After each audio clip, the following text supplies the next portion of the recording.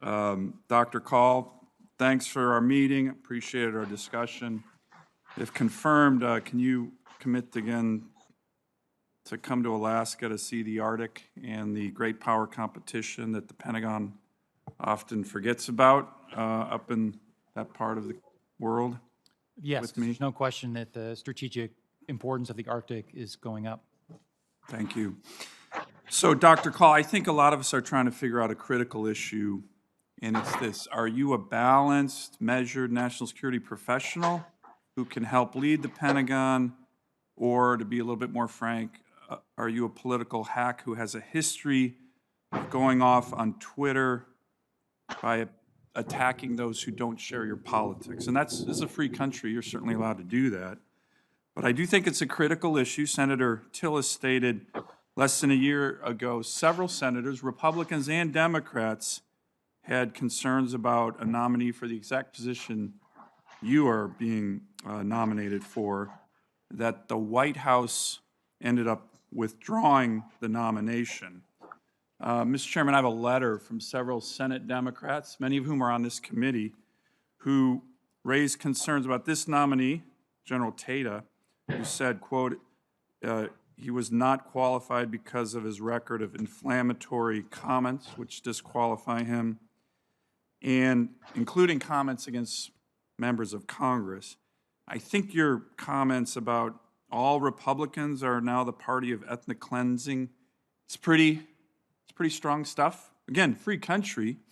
You can say whatever the heck you want. I believe in that. But sometimes these kind of statements have consequences. So this is actually more for my colleagues who wrote this letter. I think you guys have some explaining to do. Right? It's very analogous what's going on here. Very analogous. So I'll leave that to my armed services colleagues, many of whom were on this letter. Senator Kaine, I agree with him a lot. This is a very bipartisan committee. He said your nomination is about the JCPOA. I would say it's actually broader than that. And I do want to correct my friend. The JCPOA was the first agreement in U.S. history that passed with a partisan minority in the House and Senate. So when Senator Kaine says Republicans were against it, Democrats were for it, he's incorrect.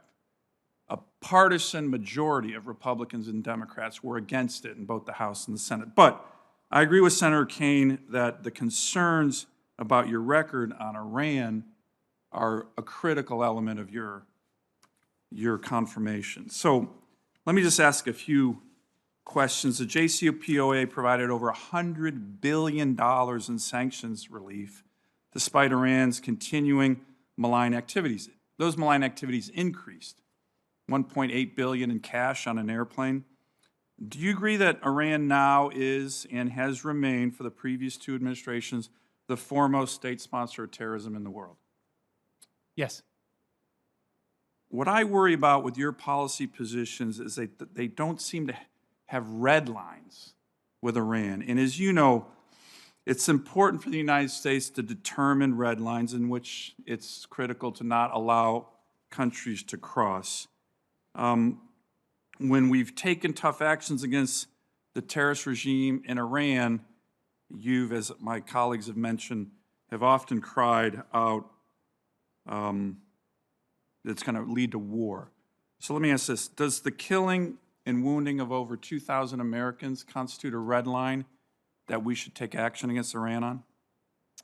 I support taking action against Iran and its proxies when they threaten our forces. When I was at the Pentagon as a Deputy Assistant Secretary of Defense, I supported our actions by, with, and through the Iraqis to go after these proxy networks, to include in 2011 when we saw a very concerning increase in rocket attacks that were causing American casualties. I was a strong proponent of hitting back, not just with the Iraqis, but unilaterally.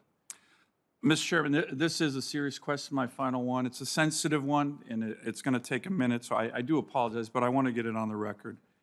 And it's sensitive. It's an important issue. Some might criticize me for even asking it, but I'm going to ask it.